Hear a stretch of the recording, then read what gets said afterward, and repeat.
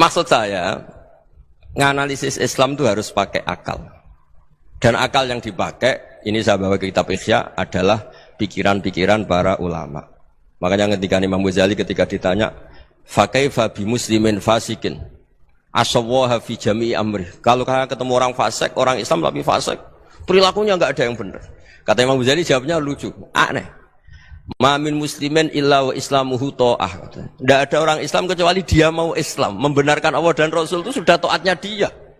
Kok kamu tidak bisa melihat taatnya dia? Dia pikirannya kan ini pemabuk, ini tukang apa. Tapi kata Imam Ghazali, sebenarnya kamu masih bisa berpikir positif. Ma min muslimin illa wa islamuhu ta'ah. Tidak ada seseorang Islam ketika dia milih Islam itu pasti ada taatnya, yaitu tasdik pada Allah dan tasdik kepada Rasulullah sallallahu alaihi wasallam.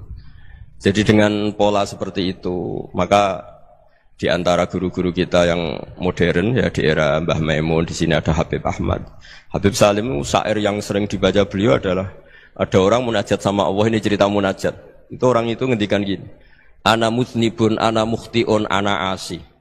Huwa rahimun, huwa ghafirun, huwa afi. Ya Allah, saya mukhti, saya orang yang salah.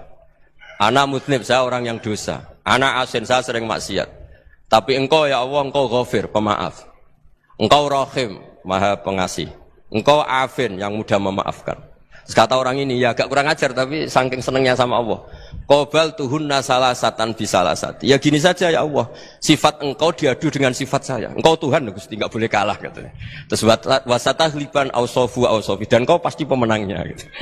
Jadi ada orang rayu Allah dengan cara seperti itu ya ada ya. Saya ini manusia, salah saya banyak. Engkau ampunannya banyak. Engkau Tuhan, Gusti, enggak boleh ampunan Anda, ampunan engkau kalah dengan salah saya. Enggak boleh Tuhan kok kalah. Jadi untuk supaya orang punya harapan gitu.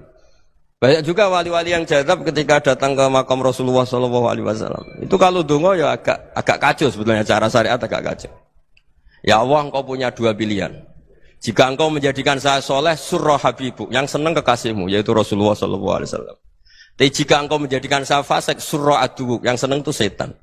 Monggo jenengan mau menyenangkan kekasih jenengan, mau menyenangkan musuh jenengan, monggo. Jenengan bebas kok memilih. Nah, mestinya Allah ya senang menyenangkan kekasihnya. Jadi ya, intinya Allah dipaksa untuk menjadikan dia orang soleh gitu. Jadi kayak kemarin itu Pak Bu siapa yang kesini itu, yang sama jenengan kuliah kesini itu sama Habib Ahmad. Saya pertama enggak mau, lama-lama Habib Ahmad. Ini gimana Gus? Orang taunya saya dekat jenengan, kalau enggak kasil saya malu. Waduh. Ini kayak doanya wali yang tadi. Enggak punya pilihan. Enggak ada pilihan ini. Jadi saya mohon muhasabah itu dimulai cara berpikir. Makanya di sini sebetulnya tag ini supaya dapat barokahnya Ihya, ini kitab yang disenangi para habaib, para ulama. Sebetulnya tag di muhasabah itu redaksinya gini ya, yang lengkap. Hasibu anfusakum qabla an tuhasabu wa zinuha qabla an tuzanu wa tahayya'u lil ardil akbar. Jadi ada kata wazinu, jadi ukur. Perilaku Anda ini diukur, ditakar. Misalnya kita sebagai suami kan ya punya hal-hal yang kita tidak ideal. Cara wong Jawa mesti pesek. Cara rezeki ya pas-pasan itu. Dan kita juga kalau makanya enggak boleh tanya istri begini, apa saya cinta pertama Anda? Pasti Anda kecewa. Orang jadi istri hanya korban terakhir itu. Sudah.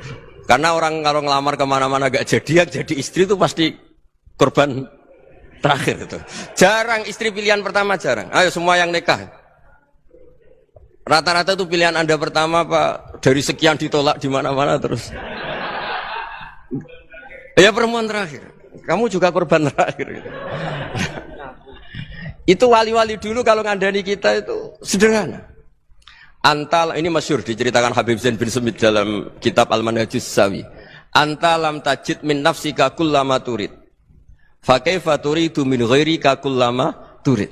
Kamu yang ingin ideal saja, kamu tidak menemukan pada diri kamu untuk menjadi ideal. Kamu kan ingin ganteng, ingin punya uang banyak, ingin perilaku Anda sempurna. Anda saja yang punya keinginan tidak bisa mewujudkan keinginan Anda sendiri. Fa kaifa turidu min ghairika ma turid. Jadi anta lam tajid min nafsika kullama turid. Fa kaifa turidu min ghairika kullama turid. Kamu yang punya keinginan saja. Misalnya saya ingin punya uang banyak, perilaku saya selalu benar, gak pernah salah. Loh, saya yang ingin saja dengan diri saya, gak bisa untuk benar terus. Kok kamu berharap orang lain selalu benar? Jadi anta lam tajid, ya sama. Kalau kamu menuntut istri kamu itu ramah, neriman, apa kamu neriman sama wajah istri anda gitu? Engkau ya pola neng dindi jajaki sana jajaki sini, kamu sendiri tidak pernah apa. Jadi itu nasihat yang luar biasa. Anta lam tajid min nafsika kullama turid, fa kaifa turidu min ghairika kullama turid. Kamu mau menghormati semua orang, tidak mau kan? Kemudian Anda berharap semua orang menghormati kamu. Kamu tidak ingin kan orang lain semua menghujat kamu. Sementara kamu enak aja menghujat orang lain. Makanya Rasulullah SAW luar biasa ketika bikin kaidah sosial. Apa la yu'minu ahadukum hatta yuhibba li akhihi ma yuhibbu li nafsihi. Jadi kalau ukuran iman itu sederhana. Kalau sesuatu itu baik, nyaman bagi Anda, ya bayangkan itu pada teman Anda. Misalnya Anda bangun tidur sudah acak-acakan, enggak punya uang, utang jatuh tempo, kan enggak ingin ketemu orang. Ya kamu jangan bertamu ke jenis ini karena dengan kamu yang alami juga enggak siap ketemu orang. Makanya ada Habib Alim itu dilapuri sama seseorang. Beb, dulu teman saya itu ketika saya kaya itu sering main ke saya. Setelah saya miskin, mereka tidak main ke saya. Kata Habib itu bagus, sunnah Allah begitu itu bagus. Coba kalau kamu dulu kaya, teman kamu main kan kamu gaya. Di rumah ada makanan, bisa hormat tamu. Setelah kamu miskin jadi buruh manol di pasar atau buruh bikin boto, teman kamu datang, malu enggak kamu? Mendingan enggak datang gitu. Akhirnya baru, oh ya alhamdulillah kalau gitu. Loh ya kan dulu teman kita datang, kita ada Alphard, istri cantik, rumah bagus. Lah kita miskin, buruhnya orang pas dibentak-bentak, teman kamu udah datang. Milih datang kamu enggak kalau setelah kamu jatuh? Enggak kan? Jadi barokahnya ilmu itu terus. Ya, tapi kadang-kadang orang tuh, wah setelah saya miskin teman-teman enggak kasih ke sini. Ya kalau kamu sudah jatuh, teman-teman kamu di situ jadi tontonan. Ya mulai sekarang cara berpikir itu dirubah. Dulu yang namanya kiai itu kalau diundang orang itu ya agak-agak senang. Semenjak saya itu agak rubah. Mengundang kiai, ngatur kiai itu tak haram-haramkan ya ada lumayan lah sekarang itu sudah mulai agak beretika. Dulu itu ngundang tuh tanggalnya ditentukan, jamnya ditentukan. Oh, enggak mikir apa kiai saat itu nganggur, enggak. Punya wadifah, enggak. Dia milih tanggal yang dia nganggur, enggak mikir pas itu kiainya nganggur apa. Enggak. Ya saya hanya cerita aja, kamu tersinggung ya monggo, boten ya monggo itu kan. Jadi saya mohonlah supaya tadi saya juga matur ke Habib Ahmad. Jadi untuk orang merasa ikut sunnah Rasul itu gampang sekali kata Sayyid Muhammad. Dulu Nabi berpakaian ala daerahnya. Kalau mikot ya pakai mikotu baladi. Karena Nabi orang Madinah dan beliau berdomisili di Madinah ya misalnya mikotnya dari Bir Ali misalnya. Tapi kalau Anda orang kawasan Tanim mau umrah ya dari Tanim. Misalnya kawasan Jirona ya dari Jirona. Artinya apa? Kamu ngambil mikot karena Nabi mikot misalnya dari Bir Ali. Bukan berarti kamu harus seperti Nabi di Bir Ali. Kamu orang Mekah, misalnya kamu orang Tanim. Orang dia harus dari mikot itu apa? Baladi. Sama, makanya di fikih-fikih itu kalau teknik anak, Nabi orang Arab, halawiyatnya kurma ya kurma. Kalau orang Jawa sedegan, semua podo-podo. Ya, podo-podo manis. Jadi ini tabaruk sama Sayyid Muhammad, ini ada murid beliau, Habib Ahmad, saya baca. Supaya orang itu merasa ikut Nabi itu gampang sekali. Ini saya baca ya di halaman, tadi disaksikan Habib Ahmad, 433 di kitab, apa begini? Manhajus Salaf fi Fahmin Nusus. Itu kata Sayyid Muhammad, wa kanat sunnatu Rasulillah annahu yat'amu ma yajiduhu fi ardi wa yalbasu ma yajidu wa yarkabu ma yajidu mimma abahu wa ta'ala. Faman istamala ma yajidu fi ardi fa huwa al-muttabi' lis-sunnah. Kama annahu hajjal baita min madinati. Faman hajjal baita min madinati nafsihi fa huwa al-muttabi' lis-sunnah. Wa illam takun hadhil madinatu tilka. Jadi intinya misalnya Nabi dulu itu ngasih sedekah kepada fakir miskin ya pakai dinar, dirham. Ya kalau orang misalnya sedekah pakai rupiah ya sudah ikut sunnah Nabi. Jangan, lu Nabi pakai dinar loh, kamu kok pakai rupiah. Dulu dinarnya Nabi udah ada tulisannya Bank Indonesia, kamu ada tulisannya Bank. Ya tidak ada seperti itu. Ya jadi misalnya Nabi sedekah pakai tamar atau pakai al-aqid, ya kita pakai beras, pakai apa. Supaya orang tuh bahwa Rasulullah itu milik kafatal linnas, milik semuanya. Sehingga merasa ikut sunnah Nabi itu ya semuanya. Makanya dulu Mbah Mun kalau motivasi saya supaya bombong. Kalau orang Jawa bilang bombong. Wong Jawa itu mesti ono wong alim. Beliau menyontohkan Mas itu Mbah Fadol, Senori, Mbah Ihsan Jambes. Itu bisa ngarang-ngarang kitab luar biasa. Padahal beliau bukan orang Arab. Imam Sibawai itu orang Persia. Imam Ghazali orang Tus itu juga ikut Persia. Kata Imam Mun, wong sing ora Arab lah mesti untuk jatah alim kata beliau. Karena Nabi itu diutus kafatal linnas. Nah ini kalau orang yang alim itu Arab tok berarti tidak ada perwakilan dari Afrika, dari Asia Tenggara, dari mana-mana. Makanya karena Nabi statusnya itu kafatal linnas. Jadi kita harus bangga sebagai Muslim, sebagai orang Indonesia karena misalnya Wali Kutub dulu terkenalnya hanya ada di Yaman, di mana. Ternyata pernah ada juga di Indonesia dan seperti Habib Abu Bakar Segaf Gresik. Jadi ya artinya kan tetap orang Indonesia meskipun beliau zuriyah Rasul kan ya sudah orang apa? Orang Indonesia. Zuriyahnya Habib Ali Simtuduror sekarang di Solo. Jadi Indonesia juga dapat alawin banyak dari Sadatin al-Alawin juga banyak. Jadi saya mohon barokahnya ngaji seperti ini. Melihat orang lain tuh gampang, bayangkan tuh kalau anak kamu. Makanya Nabi, nanti kalau nggak percaya lihat di Hikam nomor 15 di kitab saya itu. Di situ dijelaskan oleh Hikam, jangan-jangan semangat Anda pada orang yang maksiat, pada orang yang keliru supaya dihukum itu karena kebetulan itu udah anak Anda, itu udah keluarga Anda. Coba kalau itu keluarga Anda. Makanya kalau saya guyonan di Jogja itu, ada pembantu mecahkan piring terus dimarahi majikannya. Saya mesti guyon gitu, pasti itu pembantunya tidak cantik. Kok bisa Gus? Andekan cantik dan kamu senang mecahno piring satu, piring 1000 ora iso ngamuk. Ternyata ngamuknya itu karena mecahkan piring apa karena plus tidak cantik? Coba jawab para lelaki ini. Kamu marah sama orang maksiat tuh karena maksiat karena plus itu udah anak Anda.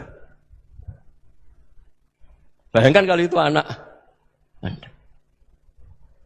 Itu hebatnya Rasulullah SAW. Karena kita yang salah pun kadung umatnya, Nabi tetap ngasih fasilitas syafaati li ahlil kabair min ummati. Kayak apa baiknya Nabi? Tidak ikut maksiat tapi ikut fasilitasi ngasih syafaat.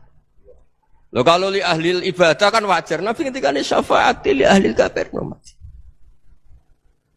Ya karena tadi logika yang dibangun Rasulullah itu logika yang luar biasa. Kita semangat orang lain kena hukuman itu karena kita tidak punya ra'fah, tidak punya rahmah. Coba kalau Rasulullah yang bil mu'minina ra'ufur rahim, semangatnya itu mendoakan supaya tobat, mendoakan diampuni. Dan itu juga yang diperintahkan oleh Allah Subhanahu wa taala, wastaghfir li dzambika walil mu'minina wal mu'minat. Ya semoga barokahnya ngaji ini, barokahnya Habib Ahmad, barokahnya Maulid Simtuduror, barokahnya semua kitab Madaih, Tibak Berjanji semuanya, barokahnya Ikhya, barokahnya Said Muhammad, barokahnya guru kita semua, Mbah Maimun, bapak saya. Kita ini ngikuti manhaj, ya, ngikuti apa? Manhaj. Saya sering didawi Mbah Mun, kenapa ihdinas siratal mustaqim bukan siratoka? Bukan jalan engkau ya Allah. Karena Allah itu enggak bisa kamu tiru. Allah itu tidak tidur, tidak makan, tidak kesel, tidak capek. Yang bisa ditiru itu siratal ladzina an'amta alaihim. Yang bisa ditiru manusia ya niru manusia. Karena Allah itu tidak bisa ditiru, makanya ihdinas siratal mustaqim siratal ladzina. Dan niru siapa? Niru guru-guru kita. Termasuk niru cara pandang. Jadi misalnya ada orang awam di rumah itu hanya delok reng, delok tikus liwat, itu kan kayak nganggur. Kok ora tahajud malah main delok reng. Melihatnya jangan gitu. Huwa tarokal ma'asiyah. Dia di rumahnya tidak dugem, tidak kemana-mana. Dia berarti malam itu tarkul ma'asi. Tidak nyopet, tidak garong, tidak ke tempat maksiat. Susahnya apa sih husnudzon? Jadi jangan lihat huwa tarkut tahajud, huwa tarokat tahajud, wa taroka qiyamal lail. Oke ya, namanya orang begitu ya tidak tahajud, tidak qiyamul lail. Tapi susahnya apa sih kamu bilang huwa tarokal ma'asiyah? Dia juga meninggalkan maksiat, dan tarkul maksiat itu ibadah. Supaya orang tuh gampang lah husnudzon sama orang muslim. Ini orang mukmin, orang yang luar biasa. Di mata Allah itu orang yang luar biasa. Kayak tadi Imam Ghazali, kalau saya ketemu orang muslim kemudian dia tidak pernah baik, gimana? Kata Imam Ghazali, ma min muslimin illa wa islamuhu ta'ah. Tidak ada orang Islam ketika dia mentasdihkan Allah dan Rasulullah, berarti dia juga punya taat. Ya ini latihan saja, sing iso nglakoni Habib Ahmad kula namung cerita mawon.